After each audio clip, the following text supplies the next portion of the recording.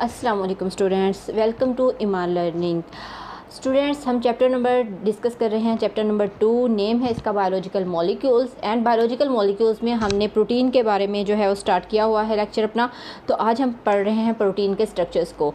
Structures of proteins जो है वो किस तरह से बनता है, किस तरह से अरेंज होता है। इससे प्रीवियस लेक्चर में भी मैंने आपको थोड़ी सी डायग्राम से बताया था कि किस तरह अमाइनो एसिड ज्वाइन करते हैं और प्रोटीन स्ट्रक्चर बनाते हैं।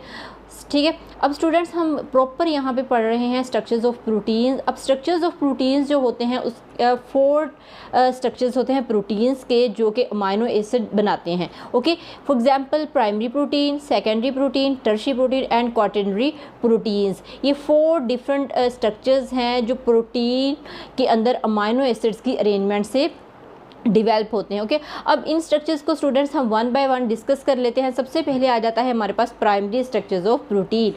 अब जो प्रोटीन का फंक्शन है स्टूडेंट, वो सबसे पहले जो एक साइंटिस्ट था जिसने इंसुलिन पे स्टडी किया था, जिसका नेम था एफ सेंगर। ठीक है, एफ सेंगर ने अपने कैरियर में 10 ईयर वर्क किया था, फिर जाके उसने हमें इंसुलिन का स्ट्रक्चर बताया था, प्रॉपर जो स्ट्रक्चर था इसका।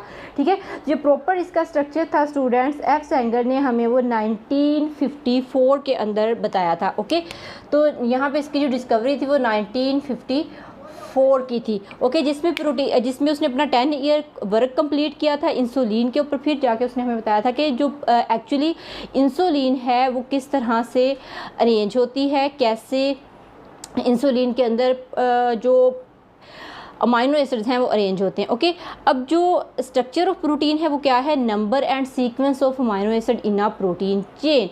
ओके, तो ये जो प्रोटीन चेन है स्टूडेंट्स, अगर हम प्राइमरी स्ट्रक्चर्स की बात करें तो प्राइमरी स्ट्रक्चर्स में क्या होता है स्टूडेंट्स के number and sequence of amino acids are arranged in a linear manner. ठीक है, with the help of polypeptide chain. Okay, तो ये इस तरह से हमारे पास अमाइनो एसिड्स हैं। फॉर एग्जांपल ये अमाइनो एसिड्स मैंने यहाँ पे बनाए हुए हैं, ये पॉलीपेप्टाइड चेन बना रहे हैं। ये जो इनके दरमियान में बॉन्ड स्टूडेंट्स बन रहा है, ये कौन सा बॉन्ड है? हमने पीछे भी पढ़ा था, पेप्टाइड बॉन्ड। ओके, जो कि 2 अमाइनो एसिड्स को ज्वाइन करने से बनता है पेप्टाइड बॉन्ड। ठीक है, अब पेप्टाइड बॉन्ड बन गया। अब एक स्ट्रक्चर्स के अंदर या एक चेन के अंदर जब बहुत सारे पेप्टाइड बॉन्ड होंगे स्टूडेंट्स, उसको हम क्या कहेंगे? Polypeptide bond. ओके, तो ये पॉलीपेप्टाइड बॉन्ड से हमारे पास एक लीनियर स्ट्रक्चर ये जो है, ये आपको नज़र आ रहा है, लीनियर स्ट्रक्चर है, एक ही सीक्वेंस में चल रहे हैं। इसके अंदर कोई फोल्डिंग नहीं है, कोई बेंडिंग नहीं है, कोई एक्स्ट्रा बॉन्ड नहीं मौजूद। ओके, तो इस तरह ये हमारे पास आता है अमाइनो एसिड का पॉलीपेप्टाइड चेन और प्राइमरी स्ट्रक्चर्स। ओके, अब एफ सेंगर ने हमें बताया था कि जो इंसुलिन है स्टूडेंट्स वो 51 अमाइनो एसिड से बनती है। अब इसके अंदर 51 अमाइनो एसिड्स होते हैं और ये 51 अमाइनो एसिड 2 चेन में अरेंज होते हैं, अपने आप को 2 चेन में अरेंज करते हैं। ओके, फॉर एग्जाम्पल अगर हम बात करें, इसको देखेंगे किस तरह से अरेंज होते हैं। First chain have 21 amino acids. जो फर्स्ट चेन होती है स्टूडेंट, उसके अंदर कितने अमाइनो एसिड्स होते हैं? 21 अमाइनो एसिड्स होते हैं, और वो चेन इसी तरह अरेंज होती है जैसे हम ये देख रहे हैं। ठीक है, पॉलीपेप्टाइड इस तरह 21 डिफरेंट अमाइनो एसिड होंगे जो जुड़ते जाएंगे आपस में और वो एक लॉन्ग चेन जनरेट करेंगे। Okay, second chain have 30 amino acid. Okay, और वो 30 amino acid same as it is ऐसे ही जुड़ेंगे जैसे ऊपर वाले जुड़े हुए हैं। ठीक है, अब इसका ये मतलब नहीं कि 30 अमाइनो एसिड है तो 30 डिफरेंट टाइप होंगी, 21 अमाइनो एसिड हैं तो 21 डिफरेंट टाइप्स होंगी। हमने स्टूडेंट्स पढ़ा है कि जो प्रोटीन है उसमें मोस्टली 20 टाइप के अमाइनो एसिड होते हैं जो अरेंज करेंगे और डिफरेंट टाइप की वो प्रोटीन बना देंगे। ठीक है, अब वो 20 में से कुछ अमाइनो एसिड्स ऐसे होंगे जो अगेन एंड अगेन जो है वो पेप्टाइड चेन के साथ जुड़ते रहेंगे। ओके, और एक लॉन्ग चेन बना लेंगे, चाहे वो 3000 बना ले, चाहे 30,000 बना ले, लेकिन अमाइनो एसिड वही होंगे 20 डिफरेंट टाइप के amino acid. Okay, 20 amino acid, उससे ज़्यादा नहीं होंगे। ओके, अब 2 chains held together by disulphide bridge. अब ये 2 चेन्स तो हैं, ये अरेंज कैसे होंगी? अरेंज करेंगे अपने आप को डाइसल्फाइड ब्रिज से। डाइसल्फाइड का मतलब क्या है? इन दोनों चेन्स के दरमियान सल्फाइड बॉन्ड बनेगा। ठीक है, अब 2 चेन्स हैं तो 2 चेन के जो है बिटवीन बनने वाला जो बॉन्ड है उसको हम कहेंगे डाइस। 2 मीन डाई और सल्फाइड मीन बॉन्ड। तो इनके दरमियान भी जो बॉन्ड बनता है स्टूडेंट वो एस के दरमियान डाई सल्फाइड बॉन्ड बनेगा और ये 2 चेन्स अमाइनो एसिड की क्या होंगी? अरेंज हो जाएंगी। Okay, size of proteins depends upon number of protein and type of number of amino acids and type of amino acids. अब जो प्रोटीन का साइज़ है स्टूडेंट्स, प्रोटीन का साइज़ डिपेंड करता है कि प्रोटीन्स के अंदर कितने अमाइनो एसिड्स हैं और कितनी टाइप के अमाइनो एसिड्स हैं, ठीक है। तो जितनी टाइप के होंगे, जितने ज़्यादा अमाइनो एसिड होंगे, उतनी ही प्रोटीन की जो चेन है वो लॉन्ग होगी और इतनी ही प्रोटीन मॉलिक्यूल जो है वो बिग होगा, ओके। अब फॉर एग्जांपल यहाँ पे इंसुलिन हम पढ़ रहे हैं, तो इंसुलिन की एग्जांपल को हम यहाँ पे डिस्कस कर रहे हैं, जिसके दरमियान में कौन सा बॉन्ड बना है स्टूडेंट, डाइसल्फाइड बॉन्ड, और इसी डाइसल्फाइड बॉन्ड ने क्या बनाया है, डाइसल्फाइड ब्रिज बना दिया है, ओके। अब students let's we move to secondary protein और secondary structures of protein. Secondary structure of protein students क्या होता है कि ये एक हेलिकेज की शक्ल में होता है, ठीक है, हेलिक्स बनाता है। फॉर एग्जांपल कि जैसे ये हेलिक्स है इस तरह से, ठीक है, तो ये क्या करेगा, अपने आप को हेलिकल स्ट्रक्चर में कन्वर्ट कर लेगा, और हेलिकल स्ट्रक्चर में स्टूडेंट्स कन्वर्ट जब भी सेकेंडरी प्रोटीन होगी तो उसका स्ट्रक्चर पहले वाले स्ट्रक्चर से कॉम्प्लिकेटेड होगा, ठीक है, क्योंकि वो अपने आप को कॉइल की शक्ल में लेके आ रहा है। जैसे टेलीफोन की तार होती है तो वो कॉइल होती है, इसी तरह ये भी क्या करेगा, अपने आप को कॉइल कर लेगा, और इसी कॉइल को हम क्या कहेंगे, हेलिकेज, ओके। अब स्टूडेंट्स डायग्राम पे थोड़ा सा हम आ जाते हैं कि डायग्राम के अंदर आपको जब एक हेलिक्स आता है या एक टर्न आता है हेली का, जब एक दफ़ा ट्विस्ट करता है अपने आप को, अमाइनो एसिड की जो चेन है वो उसमें 3.6 अमाइनो एसिड होते हैं, ठीक है, यानी कि यहाँ पे ट्विस्टिंग आ रही है इस जगह पे, ठीक है। इस ट्विस्ट और इस टर्न से पहले कितने अमाइनो एसिड होंगे इसके अंदर, 3.6 अमाइनो एसिड यहाँ पे अटैच होंगे। फिर ये बन जाएगा, फिर नेक्स्ट टर्न कब आएगा, next turn same as it is 3.6 amino acid जब पूरे हो जाएंगे देन फिर वो अपने आप को टर्न करेगा, ओके, यानी कि अपने आप को हेलिक्स की शक्ल में अरेंज कर लेगा, ठीक है। अब सेकेंडरी प्रोटीन स्टूडेंट्स या तो हेलिकेज स्ट्रक्चर्स होती है या फिर बीटा शीट्स होती हैं, यानी कि एक जैसे रिबन होता है, ठीक है, एक रिबन की तरह ये अपने आप को अरेंज कर, इसमें आपको ट्विस्ट नज़र नहीं आ रहा लेकिन बैंड नज़र आ रहा है, ठीक है। तो ये क्या है, ये इसको हम कहते हैं, स्ट्रक्चर्स को कहते हैं बीटा शीट, ठीक है। लेकिन मोस्टली प्रोटीन स्टूडेंट्स जो है वो हेलिक्स की शक्ल में होती हैं, बीटा शीट में भी होती हैं लेकिन ज़्यादातर हेलिक्स की शक्ल में होती हैं, ओके।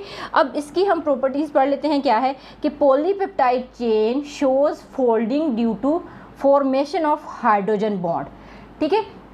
तो ये फोल्डिंग कैसे आएगी, ये ट्विस्ट कैसे होगी, जब पॉलीपेप्टाइड चेन ट्विस्ट करेगी तो यहाँ पे जो स्टूडेंट बॉन्ड बनेगा वो कौन सा बॉन्ड बनेगा, वो बनेगा स्टूडेंट्स हाइड्रोजन बॉन्ड, ठीक है। तो यहाँ पे जो बॉन्ड बनेगा उसका नाम क्या है, हाइड्रोजन बॉन्ड, ओके। एंड अब पॉलीपेप्टाइड चेन जो होती है, मैंने पहले ही बताया डायग्राम से आपको, नेक्स्ट हम अगेन देख लेते हैं कि ये 2 टाइप में अपने आप को अरेंज करता है। एक टाइप होती है इसकी हेलिक्स और दूसरी है बीटा शीट, या इसको बीटा प्लेटेड शीट्स भी हम कहते हैं, ठीक है। अब ये करता क्यों है, यानी कि इस तरह की अरेंजमेंट ये क्यों करता है, ड्यू टू स्टेबल कॉन्फ़िगरेशन, क्योंकि इसको स्टेबल फॉर्म चाहिए। कोई भी मॉलिक्यूल्स है, चाहे वो माइक्रो मॉलिक्यूल्स है स्टूडेंट, चाहे वो मैक्रो मॉलिक्यूल्स है या माइक्रो मॉलिक्यूल्स है, जो भी मॉलिक्यूल्स है वो अपने आप को स्टेबल फॉर्म में कन्वर्ट करने की कोशिश ज़रूर करता है, ओके। यहाँ पे प्रोटीन भी यही काम कर रही है, ये अपने आप को जो है वो स्टेबल फॉर्म में लेके आएगी, और स्टेबल फॉर्म में लाने के लिए इसको ये वाले स्ट्रक्चर्स जो है वो डेवलप करने पड़ते हैं, ओके। अब for example keratin and collagen. अब केराटिन और कोलेजन जो प्रोटीन होती है स्टूडेंट्स वो ज़्यादातर हेलिक्स होती है, हेलिकेज भी होती है, और केराटिन एंड कोलेजन जो है वो सेकेंडरी प्रोटीन की एग्जाम्पल है, ओके। तो ये आपको स्टूडेंट्स यहाँ पे एमसीक्यूज़ भी पूछा जा सकता है कि जो केराटिन है या कोलेजन है वो कौन सी प्रोटीन होती है, तो आपको अगर पता होगा, याद होगा, तो आप जो है वो पिक करेंगे कि ये keratin and collagen protein secondary protein है। स्टूडेंट्स होप सो आपको यहाँ तक समझ आ गया होगा। नेक्स्ट हम बात करते हैं स्टूडेंट टर्शरी स्ट्रक्चर्स पे। अब स्टूडेंट्स टर्शरी स्ट्रक्चर होता है प्रोटीन का, वो क्या है कि जो हमने डिस्कस किया है सेकेंडरी स्ट्रक्चर्स, अब सेकेंडरी स्ट्रक्चर ही अपने आप को मज़ीद जो है वो कॉम्प्लिकेट करता है और वही स्ट्रक्चर डेवलप करके टर्शरी स्ट्रक्चर बनाता है, ओके। अब टर्शरी स्ट्रक्चर की यहाँ पे आपको डायग्राम नज़र आ रही है, इस डायग्राम के अंदर आपको बीटा प्लेटेड शीट्स भी नज़र आ रही हैं, और इसी डायग्राम के अंदर आपको फोल्डिंग्स और ट्विस्टिंग वाला स्ट्रक्चर, इनके हेलिक्स स्ट्रक्चर भी नज़र आ रहा है, जो पॉलीपेप्टाइड चेन ने बनाया हुआ है। और यही दोनों टाइप की पॉलीपेप्टाइड चेन यानी कि या तो हेलिक्स या फिर बीटा प्लेटेड शीट अपने आप को मज़ीद अरेंज करेंगी, मज़ीद कॉम्प्लेक्स करेगी और मज़ीद बॉन्डिंग से ये जो स्ट्रक्चर डेवलप होगा स्टूडेंट, इसको हम कहेंगे tertiary structure. Okay, a polypeptide chain bend and fold upon itself. Okay, तो अपॉन इटसेल्फ से क्या होगा, फॉर्मिंग ग्लोब्यूलर स्ट्रक्चर्स। ये आपको एक ग्लोब्यूलर स्ट्रक्चर नज़र आ रहा है, ठीक है। यानी कि जितना ज़्यादा वो कॉम्प्लेक्स होता जाएगा उतना ज़्यादा वो ग्लोब बनता जाएगा, ठीक है। जैसे हम कोई रस्सी लेते उसको लपेटते रहते गोला सा बन जाता है, सेम ऐसे ये क्या करेगा, अपने आप को ग्लोब्यूलर की शक्ल में जो है वो कन्वर्ट कर लेगा।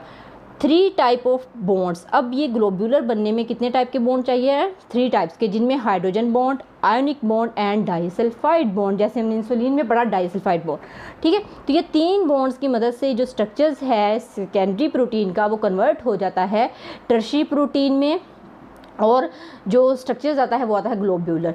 Okay, and examples of tertiary protein is myoglobin. फिर आपका जो है एक MCQ यहाँ पे भी बन जाता है स्टूडेंट्स कि जो मायोग्लोबिन है वो हमारे पास क्या है, वो है टर्शियरी प्रोटीन। ओके, इसी तरह अगर हम नेक्स्ट मूव करें क्वाटर्नरी प्रोटीन पे। अब क्वाटर्नरी प्रोटीन क्या होती है, यही जो ग्लोब्यूलर स्ट्रक्चर है ये मज़ीद बेंड हो जाएगा, ठीक है, मज़ीद ट्विस्ट हो जाएगा, मज़ीद इसमें बॉन्डिंग आ जाएगी, और यही स्ट्रक्चर जो ज़्यादा कॉम्प्लिकेटेड हो जाएगा। इसी स्ट्रक्चर्स ज़्यादा कॉम्प्लिकेशंस की मदद से जब हम इसको जो है वो ड्रा नहीं कर सकेंगे, अगर हम इसको ड्रा करें तो बहुत ज़्यादा इसके अंदर जो है वो स्ट्रक्चर्स आ जाते हैं, ठीक है। लाइक फॉर एग्जांपल यही स्ट्रक्चर जो है वो इतने सारे ब्रिज इसके अंदर जो है वो बन जाते हैं, ठीक है। इस तरह अगर हम देखें तो इसी के अंदर मज़ीद स्ट्रक्चर्स जो है वो डेवलप होके बना लेगा क्वाटर्नरी स्ट्रक्चर, ठीक है। अब हम इसको कह सकते हैं ये क्वाटर्नरी स्ट्रक्चर है। एक्चुअली इसी तरह के टर्शियरी स्ट्रक्चर मज़ीद अपने आप को जो है वो पॉलीपेप्टाइड चेन मज़ीद ट्विस्ट करती रहती है और देन वो स्ट्रक्चर जो है वो क्या बन जाता है, क्वाटर्नरी स्ट्रक्चर बन जाता है, ठीक है। अब स्टूडेंट जो क्वाटर्नरी स्ट्रक्चर्स होता है वो होता है when several complex protein chain combine to form, ठीक है। बहुत सारी प्रोटीन की जो चेन्स होती है वो कंबाइन होकर एक कॉम्प्लेक्स स्ट्रक्चर्स बनाती है, जिसको हम नाम देते हैं क्वाटर्नरी स्ट्रक्चर्स का। ओके स्टूडेंट्स, अब जो क्वाटर्नरी स्ट्रक्चर्स क्या होता है कि हीमोग्लोबिन, इसकी एग्जांपल, क्वाटर्नरी स्ट्रक्चर्स की एग्जांपल क्या है स्टूडेंट, हीमोग्लोबिन। जो हीमोग्लोबिन प्रोटीन है वो है क्वाटर्नरी स्ट्रक्चर की example. For example haemoglobin, okay, जो हमारे ब्लड में पाई जाती है, क्या काम करती है, ट्रांसपोर्ट का और ऑक्सीजन कैरी करने का ये काम करती है, ठीक है। तो ये जो हीमोग्लोबिन है स्टूडेंट्स ये हमारे ब्लड के अंदर होती है, काम इसका क्या है, ऑक्सीजन को कैरी करना, ठीक है। तो इसका स्ट्रक्चर्स क्या है, क्वाटर्नरी स्ट्रक्चर है, जो मज़ीद क्या होता है, कॉम्प्लेक्स होता है। ओके, तो यहाँ पे स्टूडेंट्स हमने आज का टॉपिक जो है वो अपना कंप्लीट किया। तो हमने आज डिस्कस किया है स्टूडेंट्स स्ट्रक्चर्स ऑफ प्रोटीन के बारे में। ओके, और स्ट्रक्चर्स ऑफ प्रोटीन जो है वो 4 टाइप के हमने डिस्कस किए हैं, primary, secondary, tertiary and quaternary. Hope so आपको आज का वीडियो लेक्चर समझ आया होगा। अगर कोई भी इस बारे में क्वेश्चन हो आपका स्टूडेंट्स तो आप मुझसे मज़ीद जो है वो कमेंट सेक्शन में लाजमी पूछिएगा। और अगर आपको मेरा वीडियो लेक्चर पसंद आया हो तो आप ईमान लर्निंग को सब्सक्राइब कीजिएगा और वीडियो को लाइक कीजिएगा। ओके स्टूडेंट्स, नेक्स्ट मिलेंगे इंशाल्लाह नेक्स्ट वीडियो लेक्चर के साथ। अल्लाह हाफिज़।